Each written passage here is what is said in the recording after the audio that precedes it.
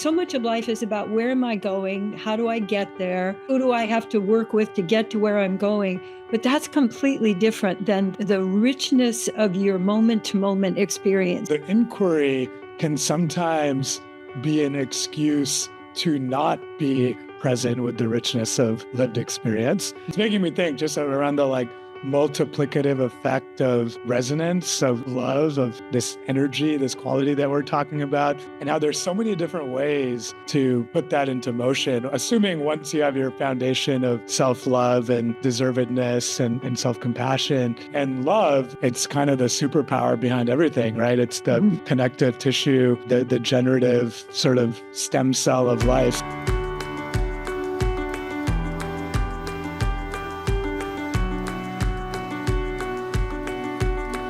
Well, good morning, everyone. Good morning. Good morning.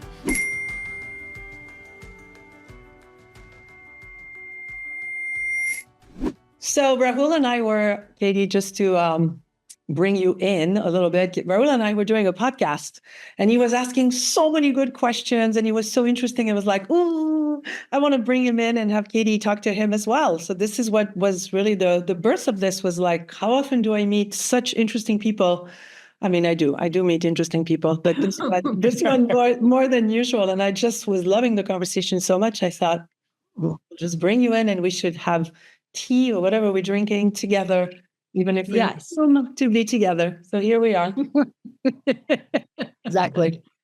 So Rahul, the first thing that really struck me when we were together was the depth of your questions and how you were really asking things that could not have come other than from your introspection. There was like a depth to it, and like you already had thought about it quite a lot. And so one of the first questions I wanted to throw on for us was the start of our quest. Like, how do we become, like, some people seem to be completely not interested in who they are and why they do what they do. And some of us seem to have some sort of a DNA or maybe a life story. So I was just curious to start with that. Like, what made you so curious and so interesting and interested in all those things of us and who we are? Yeah, thank you. So first off, for the opportunity to be here with you and Katie. Very special to be on the other side this time with you. And it's a really good question. And I'll say that this is actually one of those questions that I've thought about a lot throughout my life.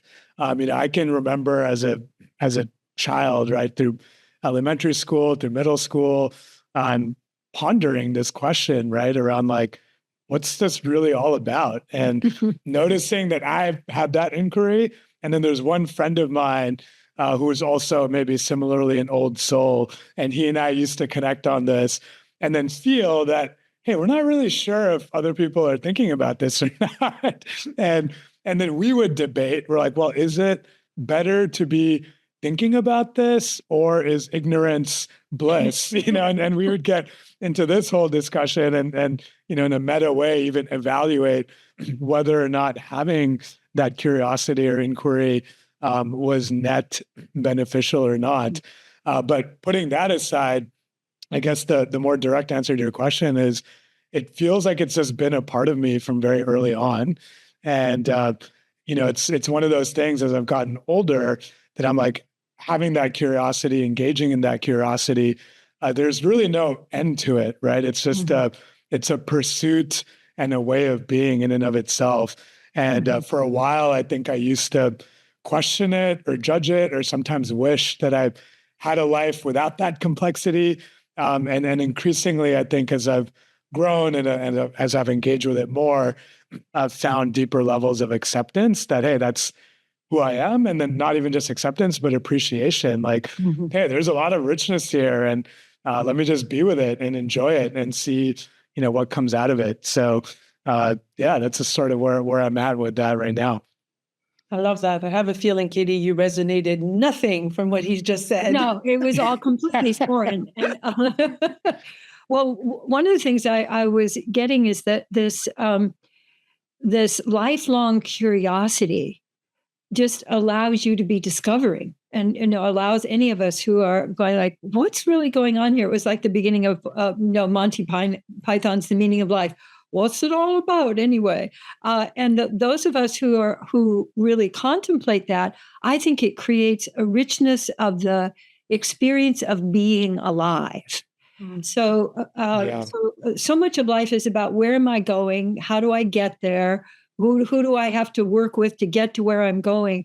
But that's completely different than the richness of your moment to moment experience. And it sounds like that inquiry and that curiosity really gives you that basis of a rich moment to moment experience of life. No, I think it definitely does. But and I'll also name though alongside that, and this might be a bit of a paradox. I think the inquiry can sometimes be an excuse to not be present with the richness of lived experience. You know, and what I mean by that is sometimes I've felt myself get lost in that inquiry and feel like, hey, the answer is somewhere, you know, out there, and I have to find the answer. And until I find the answer, my experience is incomplete. You know, and I think that's an interesting paradox, because I think what's true, or what I believe to be true at this moment, is one, there's infinite richness in just being here right now and being present in our dialogue and being present in this moment. And then also true is that there's this, you know, unlimited discovery, this infinite discovery that's out there that's also part of the richness, and kind of marrying both of them rather than living in one or the other. You know, that's been a practice that, you know, I continue to try to cultivate for myself. Yeah, it's really like being able to enjoy life and also to get things done, being able to be present with people and also keep your agreement. So, you know, structure, flow, and finding a dynamic balance that allows you to enjoy your life, but also to, you know, meet challenges and meet what's coming up. Right.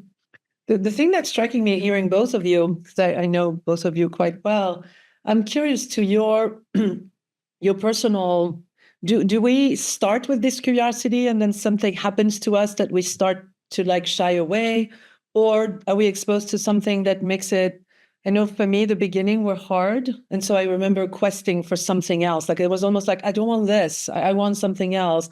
When now maybe I'm more, ooh, that sounds juicy, I'm just going to go explore. Like, do you think at the start we could potentially all be inquisitive and curious, and then it was taken away from us a little bit, possibly? Or do we think some people really truly are not that introspective? Really and truly. So over to you, Rahul. Yeah, it's such a good question, you know, and I think this is kind of almost a dissatisfying answer, but I think it could be both. You know, I think there are people who are, you know, I do think, for example, you know, the biochemistry that you're born with, the environment that you're born with, you know, in addition to what we call kind of collective consciousness, right? I think all of those things play a role in who we are early in our life. Like, yes, there's a soul. Yes, there's a soul that we all share, but there's also the reality of, I imagine there are people who aren't born that inquisitive, you know, and are more focused on survival. And I'm thinking of, you know, like Maslow's hierarchy, right? This curiosity about a bigger purpose might be something that exists, you know, at a certain plane of existence. On the other hand, I think a lot of people are born with that curiosity, and then just the hustle and bustle of daily life and the pressures of existing in daily life can take us out of active inquiry. That said, there's probably always a passive inquiry, you know, where we're striving for some sense of belonging, meaning, connection, purpose. And that's probably true for everybody, whether it's conscious or not. So that's my somewhat esoteric response to your question. I love it. Do you have something, Katie, about that? Well, I'm what I was thinking of was the difference between me preschool and school. And preschool, no, I'm curious and exploring different things. And when I get into school, I encounter socialization. So, like, here's how you have to do it, and you know, you have to sit, you have to line up, you have to take somebody's hand. You can't just run around. and I think that the pressures of trying to fit in, or where do I, where's my tribe in this big collective? I think it shapes us in a way that, so there's this constant tension between what's coming through me and what's coming at me. And I think all of us are shaped by that. And I think if you have someone in your life, and it doesn't have to be a whole lot of people, but someone in your life who's really curious about what's wanting to come through you, and we call that your gain, I call that your genius. Like, what's your particular light, or your particular qualities that can be encouraged by the presence of someone else, so that you're like a tree that's been planted, and what shape are you going to take? And people who are with you in that, I think are a tremendous gift. Yeah, and one just word on that, Katie. There's this term that I was introduced to by a dear cousin of mine. It's a Gaelic phrase that's called anam cara. I don't know if you all have heard that before. It means soul friend. And really, it's this concept that's meant to tie spirituality and friendship, and specifically refers to the people in your life that play a role in your own spiritual emergence. And what you were just describing right now, Katie, reminded me of that, and it's to me, just such a beautiful concept. And so if in our limited interaction so far, I'm already counting you among my anamkaras in this life. And it's such a, treasure to have that in your life if it's available to you. And that really, I don't know why I'm curious to that particular onset of things. Do we find our tribe and that elicits new things? Or because I'm seeking, do I find my tribe? Like, I'm always curious to, not the lost souls, that's a really big term, but like some people really do feel like they haven't found their own ground. They haven't found the people in their tribe. Like, can one as an adult, I mean, yes, I think the answer is yes, but what is the quest? What is what could be the start for someone who may be sitting here listening to us? Like, I don't have my Namkara, I don't have my tribe. And like, what are steps towards that? I'm curious to see if you have some almost tips, like almost some how-to. Yeah, in my worldview, probability is a really central part of the way I look at how things play out. And where I'm going with this is, I think when we, this idea of law of attraction, right? That, hey, if we start putting things out in the world, things we'll start to see it come back to us, right? To me, that's really a question of probability. So if I start saying, hey, I really want to connect with people that are interested in XYZ, and I just start putting that out there, right? Even in circles that maybe don't naturally have that, right? The chances increase suddenly that someone's like, hey, I'm not really into that thing, but I know somebody who might be, and then connections start to form. And so I think there's something around and when we talk about manifesting, right, to me, it's really grounded in this idea that we've decided, hey, there's something that really matters to us. Hey, I really want to go hiking a lot more. I really want to, I want to become a coach. Oh, I want to start a business, right? If we have these ideas for ourselves and then we allow that vision to grow, and then the next step is to start just putting it out there. And what I mean by putting it out there is just talking about it, right, to anyone and everyone. To me, that's something that it's blown my mind time and time again. And anytime I do that, over time, we don't know when it's going to happen.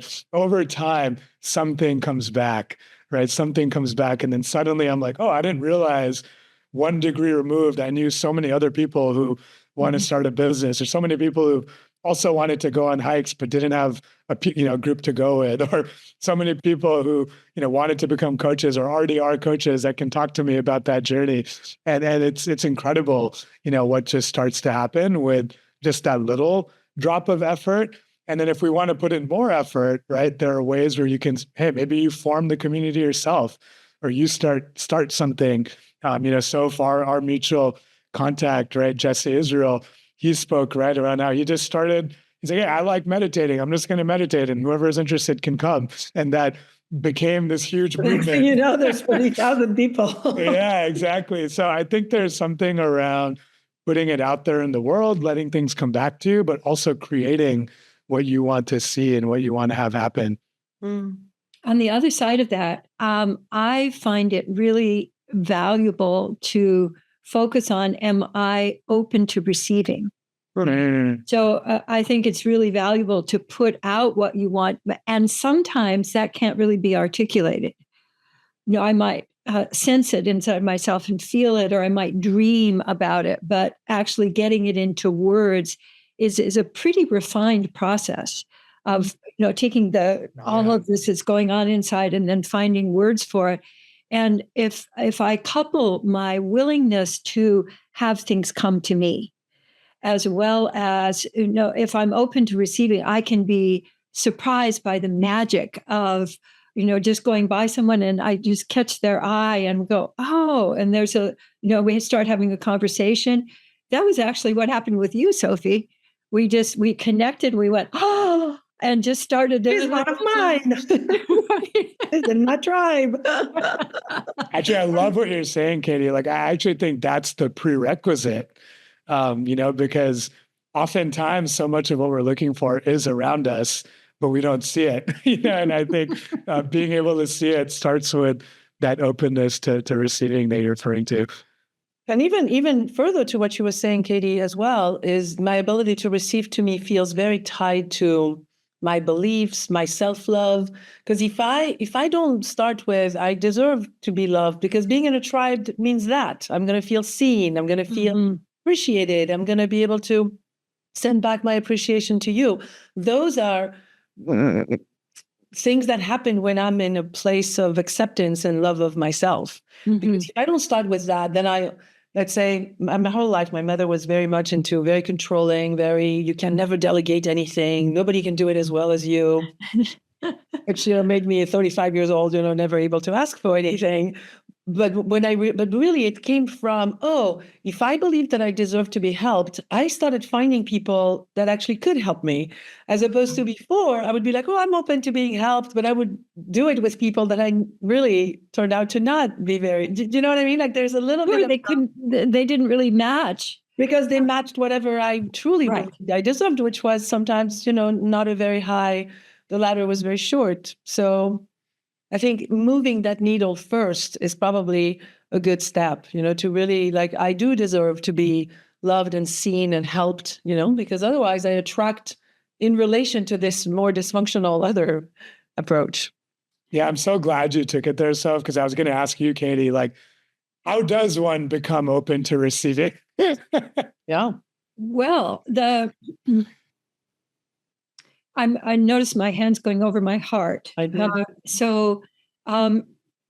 Most of us, I think it depends on the quality of attention that you have received early. So you get a template for, I can only have a little bit of attention, or I can only have attention when I've done something good, and then they can say good girl, or good boy.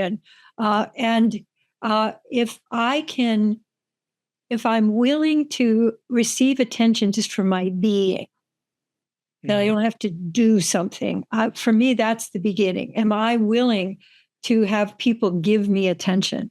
And so I think for a lot of people, that will bring up old wounds of how they have received attention or not received attention. And so it's likely when you start asking that question that the wounds are going to come up. And so having a way to love yourself through those wounds, it's not as if you ever complete them, because I think those themes continue. It's part of our curriculum they throughout life. But that sense of just even a little bit of an opening of I'm willing to have somebody really see me. I remember a while back where I created a little mantra of I'm willing to be seen in the light, because some of my wounds happened really at birth. And so when I came in, I could feel right away, that I was not supposed to be here, and, a whole bunch of other things. So if I'm willing to be seen, I think that willingness really starts to open the possibility of receiving attention, which I think is the major medicine that we give to each other, that we attend, we have regard, we are with, we can be with. It's like our be, play, love, I can be with. And if someone gives you that gift, boy, I mean, just a little bit of that is, really opens the doors. That's beautiful. Yeah, I'm just tying what you said to what Sophie was saying around that self-compassion, that self-deservedness, right? And then how that can honestly be very elusive, right? I think we see it all the time with people we work with and connect with, and it is tied to the wounds and being able to explore it in a way that's cathartic and lasting. Yeah. As you were both talking about it, I just had this really sweet awareness that my life used to be mostly not, like I wasn't seen, and I felt misunderstood, and I didn't matter, like all these things. And then there would be the exceptional, like meet Katie, and then she sees you, and it's like, oh my God, what is this? Like that feels like fuel and sweetness, but that would be the exception. When I realized that now the dissonance is when it's not, like when you spend time, like my whole life is with people that I feel loved by and seen and that I appreciate. And there is a natural sharing of the appreciation. And when it's not, there's this like dissonant thing, when before it would be more, in the alignment was the exception, so that's a kind of a cool way. As you were talking, I was like, wow, what a journey, that the percentages have shifted so much, that now it's truly the opposite. Yeah, well, what a celebration. I mean, I hear that, and I'm celebrating that you've made such a incredible shift, but also are letting that possibility move through you in all of your interactions that I ever see you in. Mm-hmm. That you are like that lighthouse of, this is possible, and so wherever you show up, people would get even just a little glimmer of it. Mm-hmm. And for me, it's really about noticing those moments, the moments where we can connect and just exchange. Like, here we are together. I see you, and I appreciate you, and if people are willing to receive, it really is like, it's water in the desert. Yeah, that's so well said. And, it's reminding me of this, or it's making me think just around the like multiplicative effect of resonance, of love, of, this energy, this quality that we're talking about, and how there's so many different ways to put that into motion, assuming once you have your foundation of self-love and deservedness and self-compassion. This is something that I've been playing around with a lot, is what are small ways that I can put more love out into the universe, and allow that resonance to have a sort of expand and for there to be awake. And one small practice that I started a couple of years ago, and it's been really great, is in the mornings, if I go through just a quick meditation or just quick moment of finding presence, I'll always try to think of somebody, and it doesn't always happen, but often I'll think of somebody, and just one, just like from that place, like what is one thing that when I think of them that I appreciate about them, and if I can access that authentically, I just message them, in the moment, and it's been such a like nice. It brings a lot of warmth back to me too, because no one is usually expecting that message, and then they get it, and then they're like, "Oh wow, this is great! What a great treat! What a great treat!" Like, oh my hey, I have something I want to share with you, and so stand still and let me dump on you. So let me give you feedback. Yeah, right. Yeah, are you open for feedback? And I was going, no, right? Really so much. So what you were saying, Rahul, was I wanted to just pull out one little thread there of appreciation. That I experience appreciation as the most effective bridge to loving myself and loving other people. And so I practice that too. If someone comes into my mind, I'll send them a message or appreciate them in some way. But I've been practicing doing that when I'm out in the world. Mm. So with strangers, and so to if I'm interacting with the clerk at the grocery store, that before as I'm in line, I'm generating appreciation, and then I'm just noticing there'll be something spontaneous that comes up, just a little interaction. Even if I just look at the person with appreciation, I know that I'm delivering love beams and that they come back to me too. It's not like I'm just sacrificing. That really appreciation circulates. And I think appreciation is a form of love. Yeah. Yeah. I love that.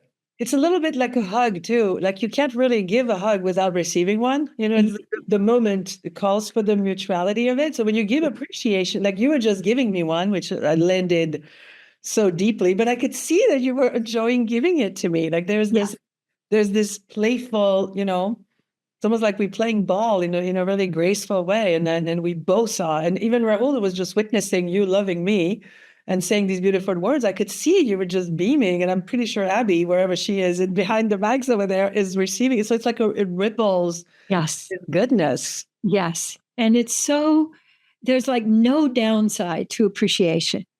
And the more that we appreciate, the more it balances out the tendency to criticize and to pull ourselves back, what we call the upper limit problem of like, oh, can't be this good, we have to find something bad and and mess up in some way. So having appreciation begins to shift, I think, the ground that we stand on, and allows instead of I have to work through something all the time. I think people have this sense of I have to do something hard before I can enjoy.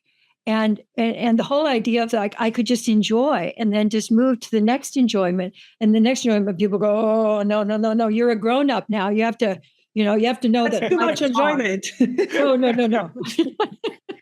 Yeah, I mean, there are two concepts that's priming for me, Katie. One is when we're talking about the generative effect of appreciation in the relational field, right? I appreciate you. Then some of that comes back. Sophie, I wrote down, can't give a hug without receiving one. I'm going to use that. That's so good. But there's also this idea, right? If we're getting into kind of Jungian territory, that you appreciate in others, typically what you have yourself, right? So some quality in yourself that you value and that you might not see, right? You might not appreciate about yourself as obviously.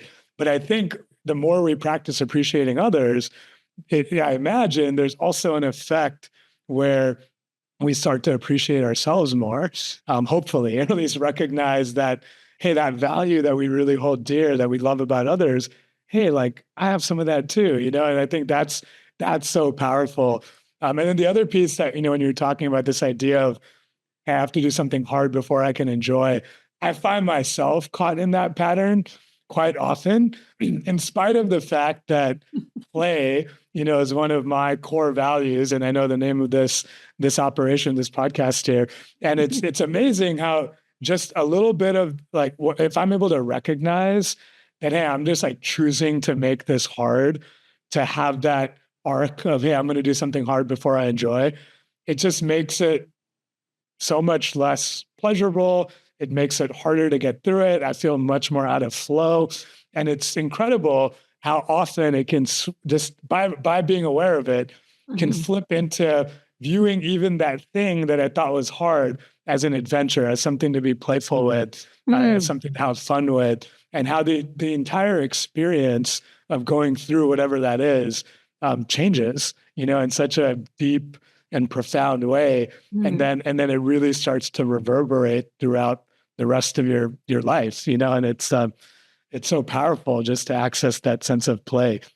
Yeah, that's beautiful. I was just thinking of a question that I ask people when they're, in some kind of a kerfuffle, particularly with each other, that how could we play with this? So mostly the question is, how can we work on this? We got to work on this. And play is just so much more effective. There's research behind that, but we have a prejudice against play. Play is for children. and a little bit. But, I think we're giving less and less play to children as well. In this whole sense of, we got to, get on the machine and just move through, this socialization process where we become little widgets in the bigger machine. And I found that if I make just one little shift, it's not like I have to change the whole thing, but if like I'm working on something, if I notice, I'm hunched, I'm hunched and I'm sort of, all hunched over. If I just shift my posture, that's a shift toward play. Or if I drop the words out, or if I play in another medium. So if I'm writing, and instead I use color, or I get up and move a little bit. So making one little shift, I have found, it just opens up the possibilities, and then I can make another little shift and another little shift. It's funny, as you're speaking to that, I was in, as you know, my world is very influenced by pickleball. And I was taking a lesson with a guy, turns out, who was in the police force. So that will be, just shelve that for a second. And so I'm playing, and I've improved dramatically since I've been playing with him. And he's actually very critical. He'll mostly speak of the things that I don't do well. So 2-3 lessons, I'm playing better. And then he comes to watch me play, and I've never played so well. I'm like a 5-year-old. I'm just so proud. And then I finish and I run to him and I'm like, and he goes, well, your foot, you're criticizing 7 things, And so I said, I felt the shrinking, I felt the tightness in my chest, and I saw the choice. I saw this moment of, I can either let it shrink me, or I can truly participate in getting something else. And I said, I think I would hear you so much better if you could start with a few things you notice that I do better than when you first met me, where I was missing, half my shots. And he goes, oh, okay, yeah. He's squirming, you could see that he doesn't really know how to do that. But yeah, I thought that was very moving, because it's almost his value was tied to noticing the bad stuff. He truly thought that being helpful would be in telling me where my foot was wrong and my hand was this and whatever. And so I said that, he was like, oh, you know what you do well. And I was like, no, I really don't. At least as much as the stuff, because I also know what I'm doing wrong, if you really want to go there.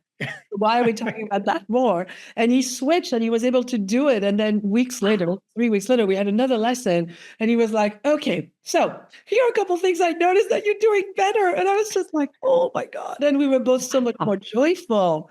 So I really, tagging of what you were saying, I was really embodied, I was experiencing the embodiment of that, and how much easier it is to learn. And when you feel, the appreciation. Yes. And what you're doing well. Yeah. Beautiful.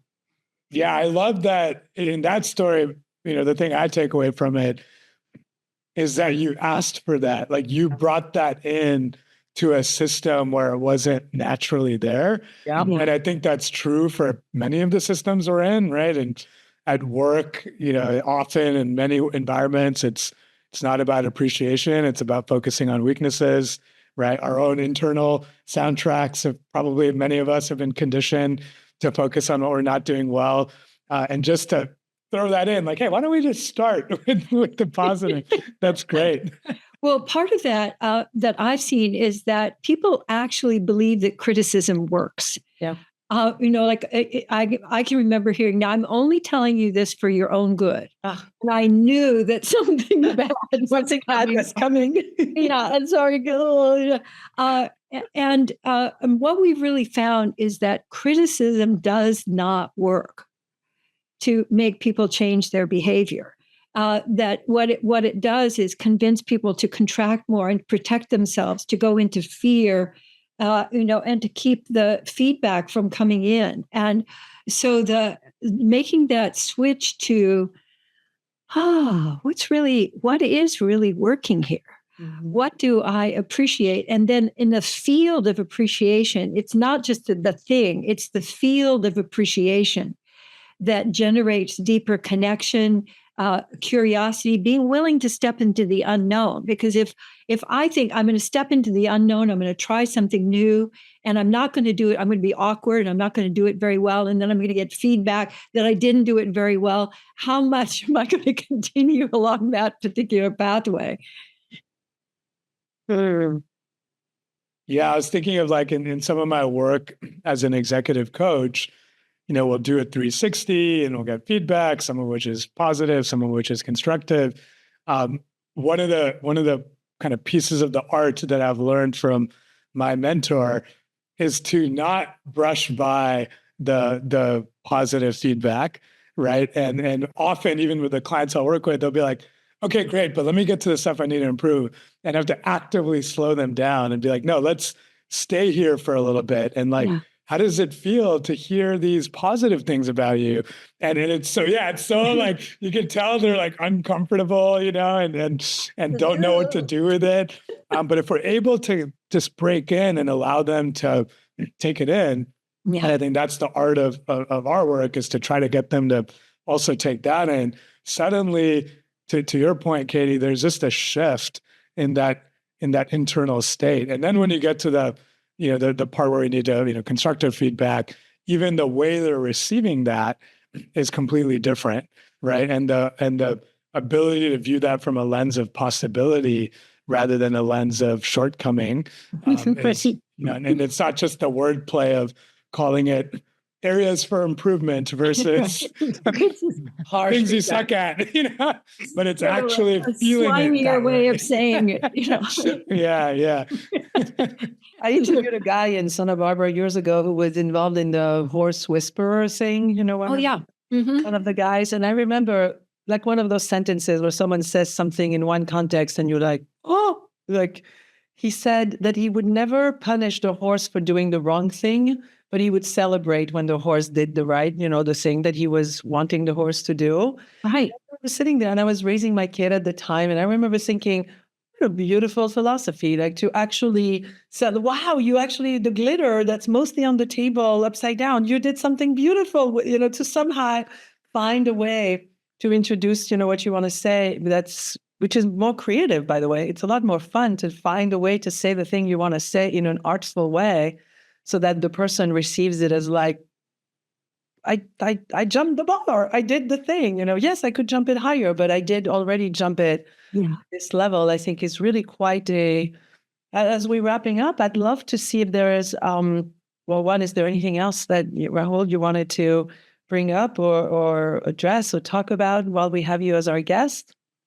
It's a good question. I guess I'll just respond to the last thing you said, because that's where my mind was right now. I've sometimes been wondering, there's a conversation I'll have with some friends around it's like, oh, is there a chance that we collectively have moved too far in the positive reinforcement direction? And I say this from a lens of observing, young parents kind of in my generation. And we have this dialogue of like, well, okay, our kid does X, Y, Z. And then, our initial impulse that we've been conditioned with is like, no, don't do that. We try to pull, we've tried to pull back from that and stay positive. But hey, sometimes, the kid just keeps doing this thing that they shouldn't be doing. And that's going to be problematic, in this moment, and problematic for them later. And we're like, well, is there a place, for more stern energy, or for kind of coming in with not a kind, compassionate, warm message? And I guess maybe it's my conditioning. I'm like, I feel like the answer to me is yes. There is a place for that, and there is also a place for that, I think, at times with our internal dialogue. We talk about discipline. On the one hand, we revere it as a society. On the other hand, I think we look at it negatively as this hierarchical relationship with self that's putting self down.